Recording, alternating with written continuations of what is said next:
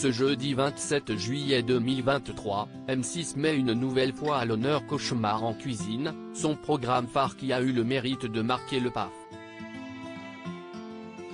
À sa tête, le célèbre chef étoilé Philippe Etchebest, qui y retrouvera d'anciens candidats dans cette version. Que sont-ils devenus? Bienveillants certes, mais le confrère d'Hélène Darroze n'a pas sa langue dans sa poche lorsqu'il s'agit d'aiguiller les restaurateurs en difficulté. Au fil des tournages, on peut dire que l'animateur en a aussi vu des vertes et des pas mûres.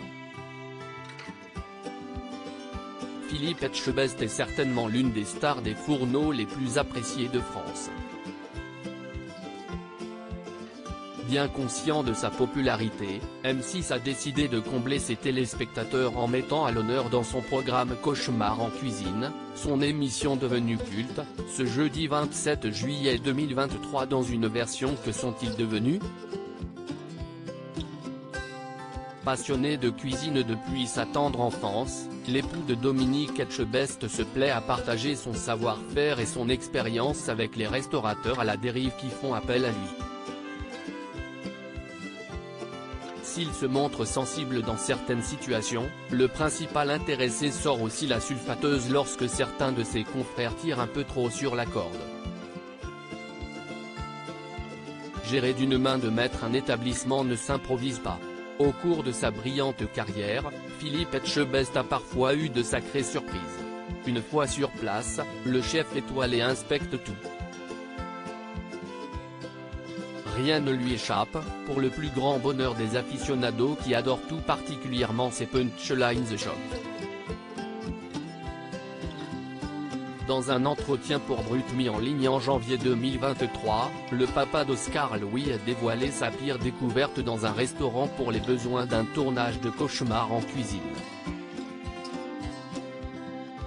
Impossible pour lui d'oublier un candidat prénommé Kevin qui gérait le sien à Moissac, Tarn-et-Garonne. Une rencontre qui s'est orchestrée en 2012, j'étais rentré dans une cour. C'était une espèce de dépotoir innommable avec des pigeons morts, s'est-il remémoré encore marqué par la scène. C'était affreux, c'était violent. Une personnalité authentique à l'époque, à son plus grand désarroi, Philippe Etchebest a également constaté que des clients avaient été intoxiqués par la nourriture en raison des soucis d'hygiène.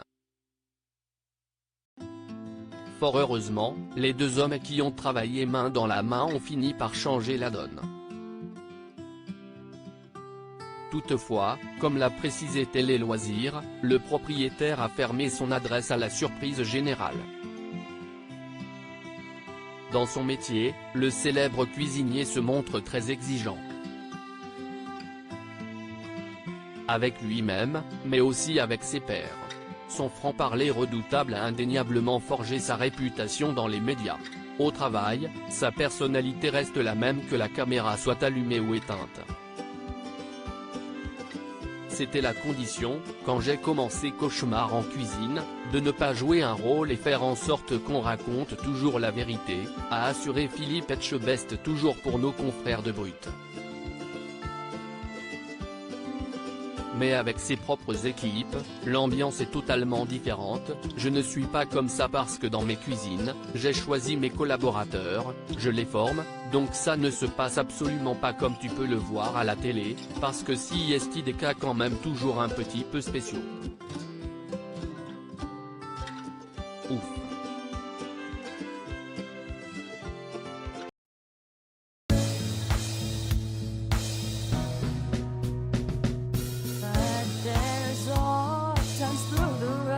I think you